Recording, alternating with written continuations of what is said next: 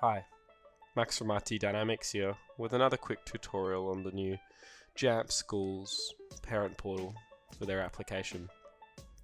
So once we've logged in using our school name and our login details, we'll be presented with this page here, opening up to you as the parent. On the far left you'll see your child or children's names listed. For testing purposes we've just got the one child, and then down the bottom we'll have locations.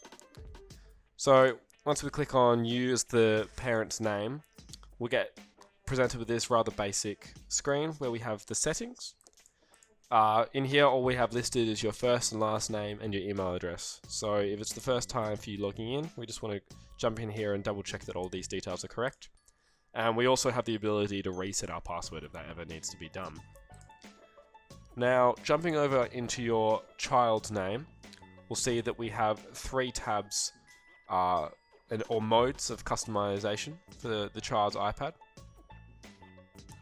First one being allowed apps, the second being device rules, and the third being the device information. So the first one with the allowed apps, which kind of gives you the greatest scope of customization, is within here we're able to choose whether or not we want the device to be able to access certain apps. So this first tab here, set allowed applications, allows us to choose which default applications, so those are the apps that come with the iPad when you first turn it on, brand new out of the box. Which one of these do we want the iPad to be able to use and which ones do we don't? So at the moment it looks like we have Camera, Safari and Mail selected, but we have Messages, FaceTime and Phone turned off.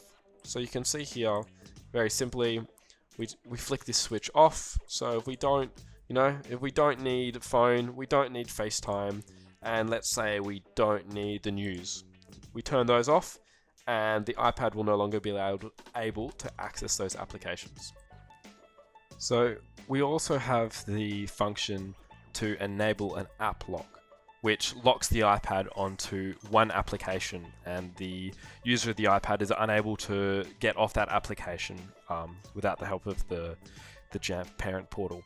So if we jump into enable app lock here, we can see all the list of the apps on the iPad.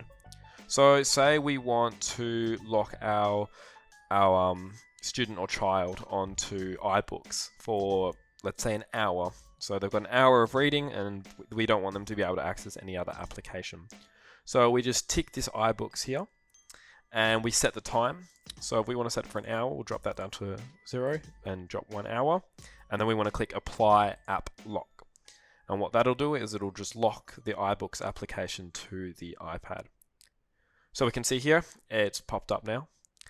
And if we decide that we want to remove this app lock, or if we want to remove it before the hour is up, then all we have to do is click the disable app lock button here, and that will disable the app lock. So click that.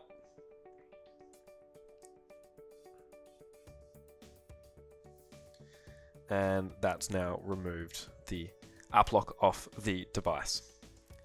Now, if we're in a hurry or we're not sure about exactly which apps we want on and off, we are able, JAMF luckily gives us this generic ability to lock applications. So they kind of group the apps for you into social media, games, entertainment, shopping and music.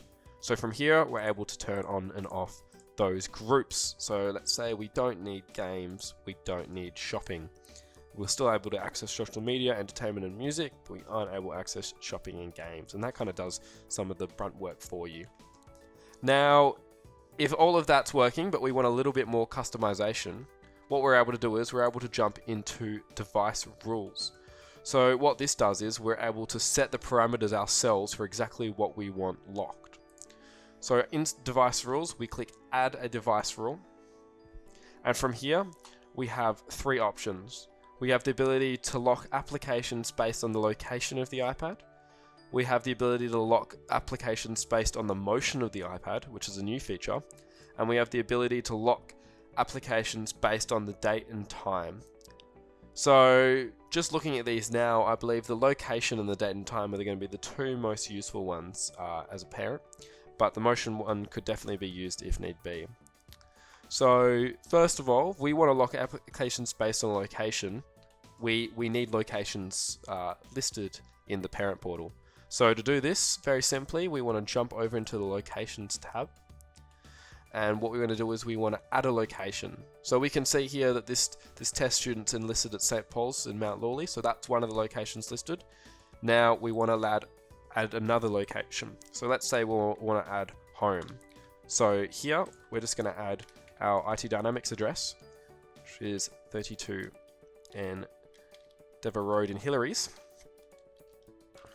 Now, this application does search every address in the world. As you can see, as I was typing up there, we have a bunch of different addresses coming up. So if you just search in your home address, if you just put in the street name and number and it doesn't pop up, you might have to add the suburb and your postcode, and see what we have here. Then we have our address pop up. We've got a range, so how wide do we kind of want this scope to be? Do we want it to be just 100 meters of your house? Or, you can push it up all the way to 500 meters, which, is the kind of the surrounding area of your house if you don't want your child having access just outside of your house. From here, we want to click save. So let's drop this range to what it started at, which is about 300 meters. So we want to save this location.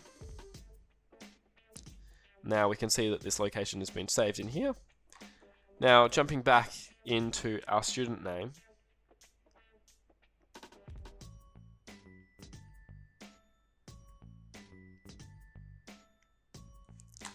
and then to device rules and add a device rule. Now we can add a location-based device rule. So clicking on this location button and next. Then we want to choose the location that we want. So we can set for all locations, or we can just set for home, or we can just set for school.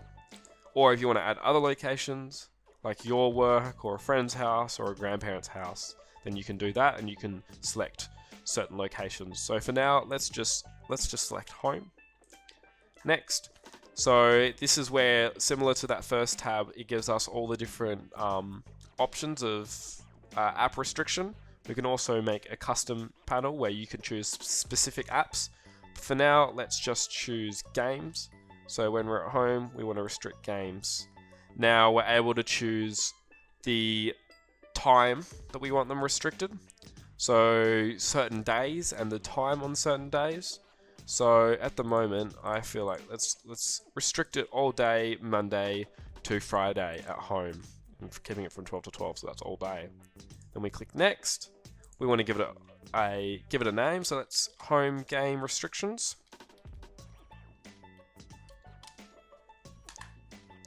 And then hit confirm and save. Now we can see here that we have a home games restriction. Now if we want to add another device rule, we click that green button again. Now we have two other options. We have motion and date and time. Now the motion feature allows you to block applications based on the speed that the iPad is moving. So whether it feels like it's going at a walking pace, running pace, and cycling pace. So let's say for any given reason we want to ban social media at a cycling pace. We're able to click cycling. From here we can click restrict social media. And again, we have the ability to change the date and times. So if we want to keep that to always for all date and time, click next. We're able to give it a name, and it'll give us an overview. So it's the motion, it's restricting social media, and it's at these times. And the last restriction we have, or device rule we have, is the date and time. So selecting the date and time, again, what do we want to restrict? We want to restrict music. We want to restrict music on Mondays, Tuesdays, Wednesdays, Thursdays, Fridays. And let's say we want to restrict music from nighttime, so 6 p.m. all the way through to 11:30 p.m. So restricting it from those days and those times. Click next. Give it a name. Music restriction.